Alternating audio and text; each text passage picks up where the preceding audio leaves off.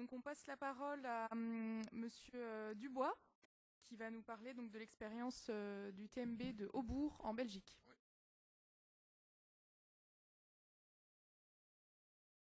Alors moi, je suis très embêté parce que je vais vous raconter une histoire. Pourquoi embêté? Parce que c'est une histoire vraie et c'est une histoire belge. Voilà la belle usine qui nous prévoyait. Vous voyez, il n'y a pas de maison autour. Ils ont choisi le mauvais angle parce qu'en fait, les maisons, elles sont juste ici devant. Et là-bas derrière, on ne les voit pas bien. Je ne sais pas, ils les ont floutées. Vous avez un centre de tri, le bâtiment qui est là, et 2 tours de biométhanisation. Alors, elles ont été construites en 2001. Il y en a toujours une des 2 qui n'a jamais servi. Elle est neuve. Donc si vous la voulez, elle est là. Elle n'a jamais servi. Position du comité des bruyères, on a critiqué le projet Itradec en disant que on aurait préféré avoir des collectes sélectives en amont, chose que tout le monde réclame encore aujourd'hui, que le projet était surdimensionné, tiens, bizarre, ça était encore une fois surdimensionné, et surtout installé à un mauvais endroit, parce que dans un rayon de 500 mètres de l'usine, il y avait 760 habitants. Que traiter des déchets, ça provoque des nuisances en termes de charroi, de bruit, d'odeur, et qu'il existait en plus, à 5 minutes de là, un zoning industriel vide et éloigné de toute habitation. On s'est dit, pourquoi pas aller là-bas? Il y avait 800 hectares de libre. Et puis, il y avait un gros problème aussi, c'est qu'au plan de secteur, le terrain où ils voulaient aller, c'est un zoning artisanal. Or, en Belgique, dans un zoning artisanal, vous pouvez tout mettre sauf des déchets. Et là, ils voulaient nous en mettre 200 000 tonnes. Donc, on s'est dit, eh bien, on va interroger le ministre compétent pour savoir si on peut. Et sa réponse a été légalement non, mais pratiquement oui. Alors, nous avons déposé, on s'est dit, on va quand même pas les laisser faire non plus comme ça. On va déposer un projet alternatif au leur. Et quand il y a 2 projets qui sont déposés dans un même but, eh bien, ils ont l'obligation de les faire analyser par un bureau d'experts indépendants. Et alors, ils ont étudié les 2 projets, les experts, là. Et vous savez ce qu'ils en ont pensé? Ils en ont pensé que le nôtre était meilleur.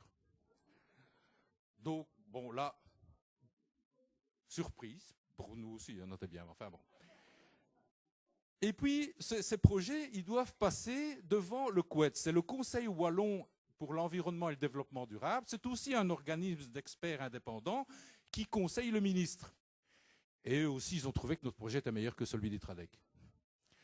Donc, mais nos politiciens locaux disent non, on va continuer avec notre idée, avec notre projet, on va déposer le projet devant les ministères. Et le problème, c'est que le projet était tellement gros qu'ils auraient eu du mal à le faire passer sur ce petit terrain-là de 20 hectares. Alors, ils ont fait l'opération saucissonnage. Vous savez ce que c'est l'opération saucissonnage? Ils devaient construire 23 bâtiments énormes. Alors, ils ont déposé une première demande de permis de bâtir pour un bâtiment. Oui, donc, et le ministre, il a dû se positionner sur un bâtiment. Alors, un bâtiment, là, sur les 20 hectares, oui, il allait bien. Donc, il a donné l'autorisation. Et puis, ils sont arrivés avec le 2e bâtiment, c'était l'unité de biométhanisation. Et puis, ils sont arrivés encore avec une autre unité de biométhanisation. Donc, ils ont déposé plein de permis de bâtir pour faire passer leur projet. Le ministre, qui avait déjà dit légalement non, pratiquement oui, a signé tous les permis de bâtir. Donc, il ne nous restait plus qu'une chose à faire, c'est contacter la plus haute autorité juridique de Belgique, qui s'appelle le Conseil d'État, et on a déposé des recours en suspension et des recours en annulation. Suspension, c'était pour leur dire, bon, ils ont le permis de bâtir, mais attendez, avant de construire, il faut d'abord qu'on juge l'affaire et qu'on étudie l'affaire. Bon, ils ne nous ont pas suivis, donc ils ont eu l'autorisation de construire leur usine pendant que le Conseil d'État allait étudier le projet et voir un peu quels étaient nos griefs. Nous, on avait dit que, puisque notre projet avait été meilleur, on ne l'avait pas assez étudié ni assez envisagé au niveau du ministre. Alors, ils ont commencé une campagne de séduction de la presse.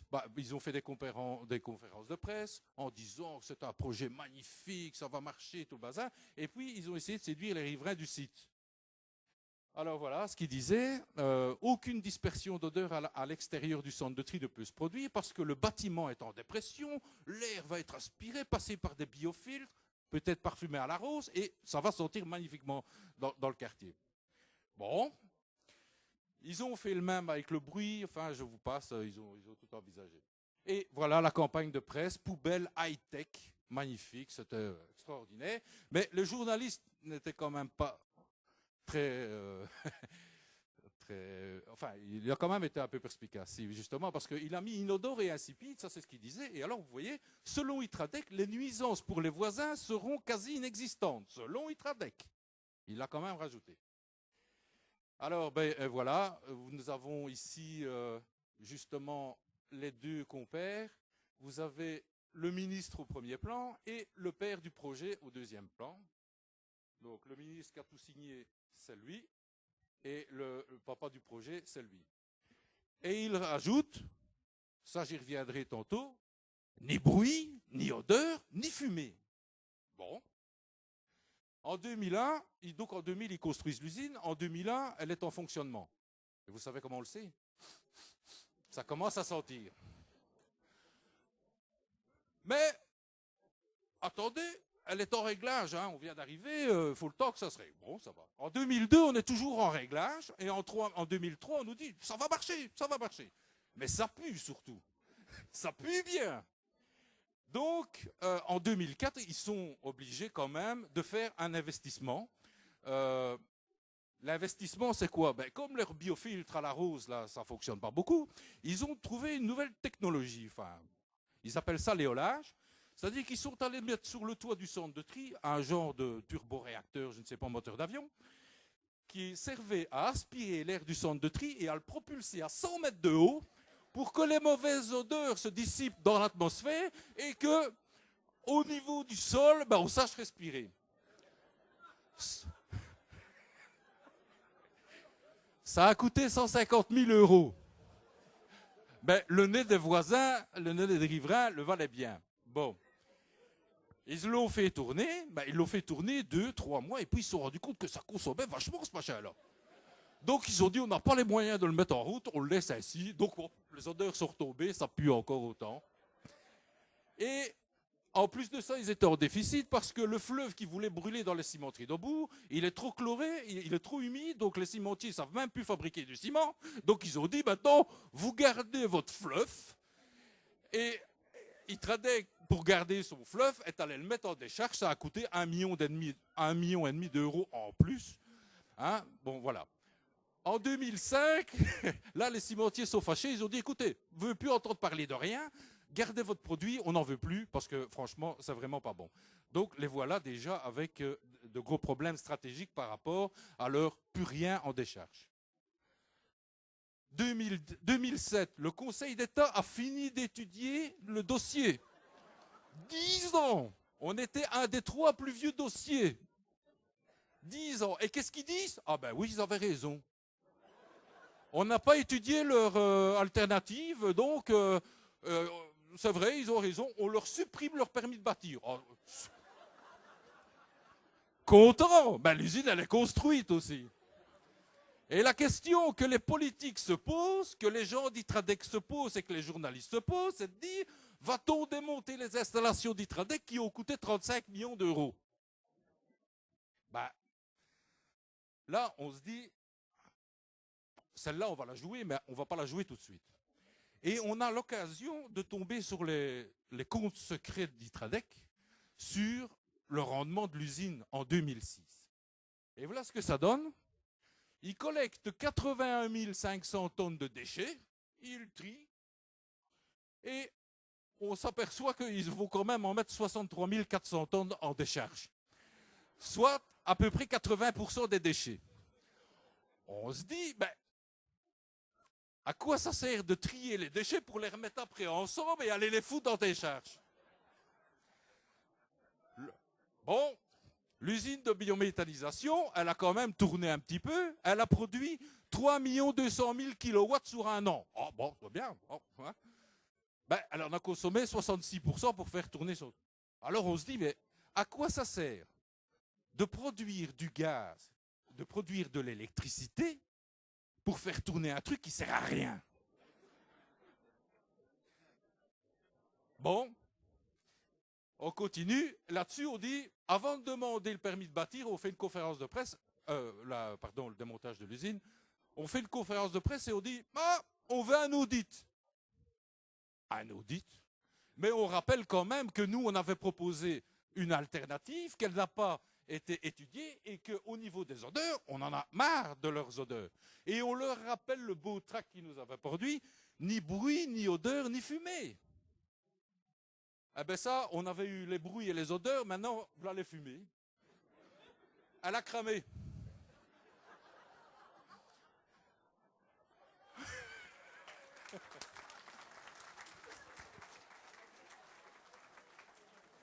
Notez que tout n'a pas cramé, hein. Il n'y a que le centre de tri qui a cramé. Les unités de biométhanisation, elles n'ont pas cramé. Mais enfin, si vous me demandez comment elle a cramé, je vous l'expliquerai. Alors, problème, c'est que, évidemment, les ordures, elles continuent à arriver. Bah oui, on ne peut plus servir du centre de tri, la cramée, donc on ne peut plus la mettre. Donc, qu'est-ce qu'on va faire avec? Il y a une grande plateforme en béton, on va tout déposer là, en plein air, en été. Tout est dehors, et une fois par semaine, ils louent des camions pour aller transporter ça à 30 km dans un incinérateur. Voilà. Alors, je vous rappelle, en 2007, on demande un audit. Et en 2010, ils acceptent de le faire. Et voilà ce que ça donne. Conclusion dramatique du premier rapport d'audit mené au sein de l'intercommunale IDEA, qui est la mère de Itradec. Nos déchets sont gérés de manière calamiteuse. Alors, il y en a qui commencent à parler de scandale, et je vous lis un petit article. À quand la commission d'enquête? Ça, jamais, ça. Faut pas rêver non plus. Quand on envoie ainsi 30 millions d'euros à la poubelle, il en manque déjà 10, il y a quand même des leçons à tirer et surtout des comptes à rendre. On ne peut pas toujours invoquer la fatalité, ça serait vraiment trop facile. Aujourd'hui, il faut parler de culpabilité. Et ici, il rajoute, les responsables du gâchis sont bien identifiables, ils ont imaginé Itradec, ils ont géré l'ISPH, ils ont repris l'Itradec. Oui, ils sont là les coupables, oui. Ben, c'est un article qui était tout petit et il n'a pas fait grand bruit. Alors l'épilogue, on se dit, ça y est, l'usine elle est détruite, le pari déchets d'Itradec termine à la poubelle, sniff.